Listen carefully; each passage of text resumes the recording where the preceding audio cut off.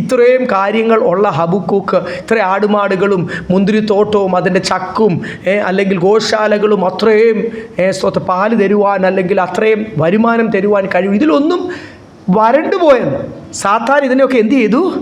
ഞെരുക്കി കളഞ്ഞ് വെച്ചിരിക്കുക. ഇവൻ്റെ വരുമാന മാർഗം മുഴുവൻ ദൈവം അനുവദിച്ച് ഒരു തീച്ചൂടെ അനുഭവത്തോട് കൊടുത്താൻ കഴിയും. ഇതൊന്നും ലോകത്തിന് എനിക്ക് ആരോഗ്യമായിട്ട്, സമാധാനമായിട്ട്, സന്തോഷമായിട്ട് ഇനി കുടുംബത്തിൽ നിന്നോ അയൽവക്കത്തു നിന്നോ ഒന്നും തനിക്ക് സന്തോഷമില്ല. താൻ പറയാനുള്ള പോയിൻറ്റ്സ് എല്ലാം അവിടെ പറഞ്ഞു. ഒരു വലിയ ലിസ്റ്റ് 2-3 വാക്യത്തിൽ എഴുതിയിരിക്കുന്നു. എന്നിട്ട് പറയാം, എങ്കിലും ഞാൻ എൻ്റെ ദൈവത്തിൽ ആനന്ദിക്കും, എൻ്റെ രക്ഷയുടെ ദൈവത്തിൽ ഞാൻ എന്ത് ചെയ്യും? I will rejoice exceedingly glad. പൗലോസ് അല്ലെങ്കിൽ പുതിയ നിയമത്തിൽ എഴുതിയേക്കുന്നത് ഇൻഎക്സ്പ്രസിബിൾ ജോയ് എന്നൊക്കെ എഴുതിയേക്കുന്നത്, പറഞ്ഞു തീരുവാൻ കഴിയാത്ത സന്തോഷം. പറഞ്ഞ് മറ്റുള്ളവർ മനസ്സിലാക്കുവാൻ ഈ സന്തോഷമൊക്കെ നിങ്ങളുടെ ഉള്ളിലുണ്ടോ? എല്ലാവരുടെയും മുഖം കണ്ടിട്ട് അങ്ങനെയൊക്കെ തോന്നുന്നുണ്ടോ? ഇനി സഭയിൽ അങ്ങ് ചിരിച്ചുകൊണ്ടിരുന്നാൽ പോലും ഭവനത്തിലൊക്കെ ആയിരിക്കുമ്പോൾ നമ്മളൊന്ന് ദൈവസന്നിധിയിൽ പ്രാർത്ഥിക്കുമ്പോഴല്ലേ നമുക്ക് സന്തോഷമുണ്ടോ ഇല്ലയോ എന്ന് കർത്താവോടൊന്ന് അറിയുന്നത്. ഈ പെറുവെറുപ്പും കംപ്ലൈൻറ്റും നമ്മുടെ ആവശ്യങ്ങളൊക്കെ പറയുവാണെങ്കിൽ ദൈവം നടത്തുന്നതിൽ നിങ്ങൾക്ക് എന്തില്ല? 1000 പൊൻ വെള്ളി നാണയത്തേക്കാൾ സന്തോഷം.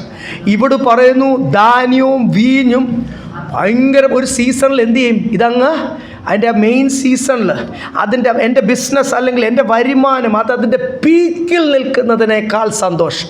അത്രയും സന്തോഷം ലോകത്തിൽ തന്നാലും എനിക്ക് അതിലല്ല സന്തോഷം.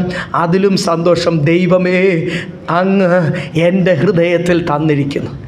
ദൈവമക്കളെ, കംപ്ലൈൻറ്റ് പറയുന്നവരാരെങ്കിലും ഇന്ന് പകൽക്കാലം ഇവിടെ ഉണ്ടെങ്കിൽ, ഇപ്പോൾ ദൈവം നടത്തുന്നതിൽ തൃപ്തിയില്ലാതെ ആരെങ്കിലും ഇന്ന് പകൽക്കാലം ഇവിടെ ഉണ്ടെങ്കിൽ, നിങ്ങളുടെ ഉള്ളിലെ ആത്മാവിൻ്റെ വോളിയം കുറവാണ്.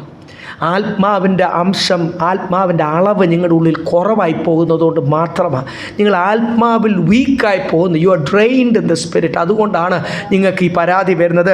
ധാന്യവും വീഞ്ഞും ഒക്കെ എന്ന് വെച്ചാൽ കോടാനകോടി രൂപ എനിക്ക് കിട്ടുന്നതിനേക്കാൾ സന്തോഷം ദൈവമേ അങ്ങ് എൻ്റെ ഹൃദയത്തിൽ സ്തോത്രം. നിങ്ങൾക്കുണ്ടോ ഈ സന്തോഷം?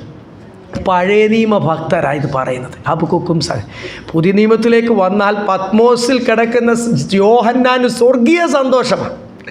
ജയിലിൽ കിടക്കുന്ന പൗലോസിന് സ്വർഗീയ സന്തോഷമാണ്.